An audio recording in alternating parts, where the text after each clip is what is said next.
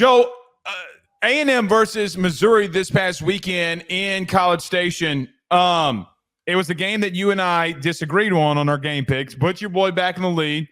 But how did you see this game? It was, man, A&M put it on that ass. I'm sorry, but how did you see that game?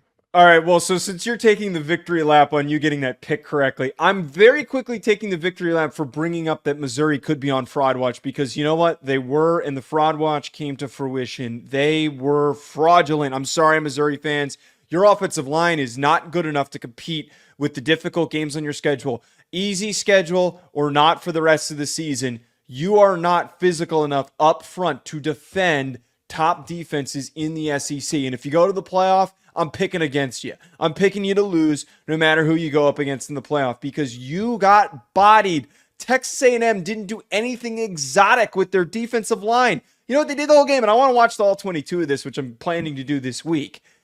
They just dropped into coverage and rushed 4 or 5.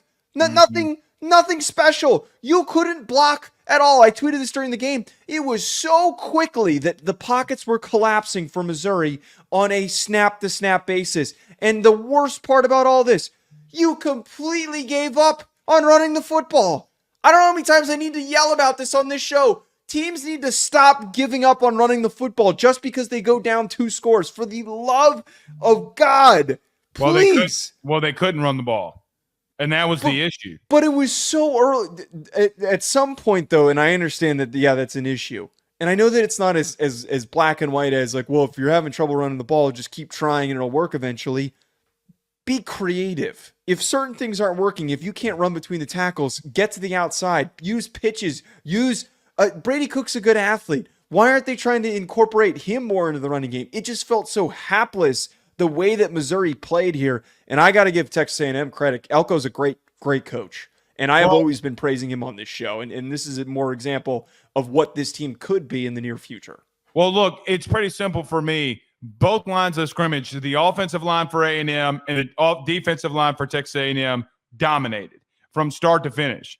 Look, Le'Veon Moss had 12 carries, 138 yards, mainly due to the fact that O-line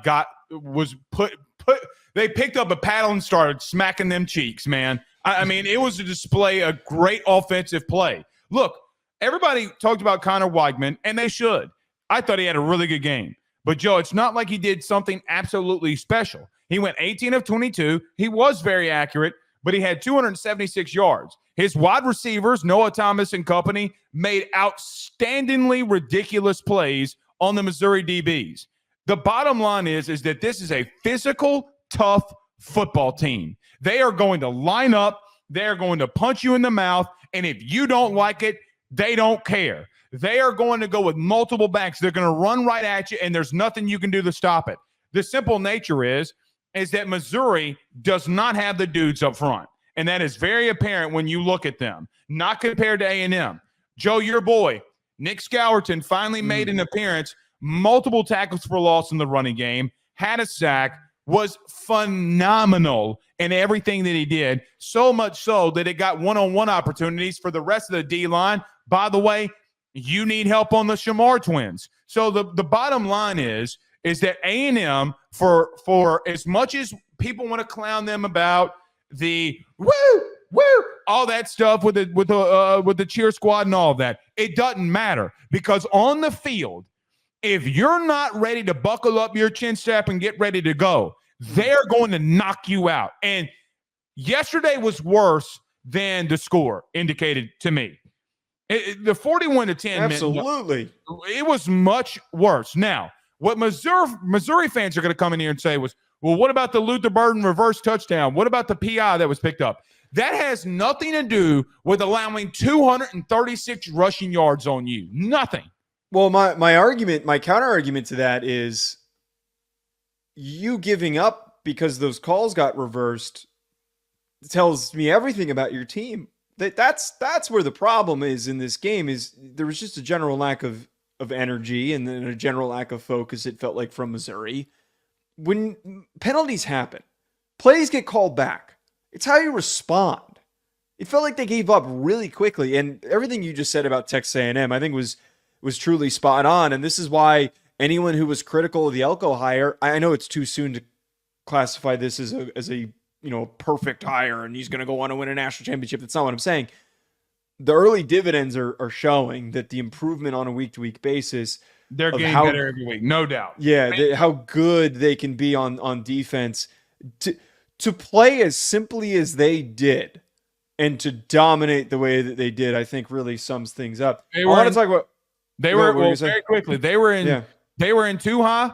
They had 5-6 guys in the box, and they could not run the football. Joe, I mean, bottom line is domination. That it was a complete domination. And listen, I want to say this. Earlier in the season, when me and you previewed Texas A&M, we talked about their wide receiver core, and the multiple fans from other SEC fan bases came after me, talking about Blake doesn't know what he's talking about with Noah Thomas. Do I know now? Do I know? I mean, like, played his ass off. What about now? Because it's not that he just played his ass off. Joe, he's out. Joe, did you know on the stat sheet that he got 3 pancakes? Do you know that they did he really? Yes. That's awesome. I love that. But it teaches about a mentality that Elco brings. Gonna be real with you. You should know this better than most. Who are 2 coaches that got the biggest upsets, arguably, this past week? What tree did they come off of? That Notre Dame tough tree, right? Like they did. Clark Lee. Yeah, that is actually crazy that the Brian Kelly Notre Dame. Well, I wasn't even really talking about Brian Kelly, but you can throw it in there. That's true. But what is the style of play that they come from? Tough defensively. We're going to run the football and punch you in the shit. They're replicating what the guy that they were below, that was right above them. They are replicating everything that he did. And this is what happens when you recruit on both lines of scrimmage and you dominate. So I know you're bringing up a point, but I just had to get that in there. BetOnline remains your top spot for all of your live betting action and contests. NFL, college football, UFC, NHL are all in full swing. BetOnline is your number one source for wagering news, odds, trends, and predictions with both desktop and mobile access at any time.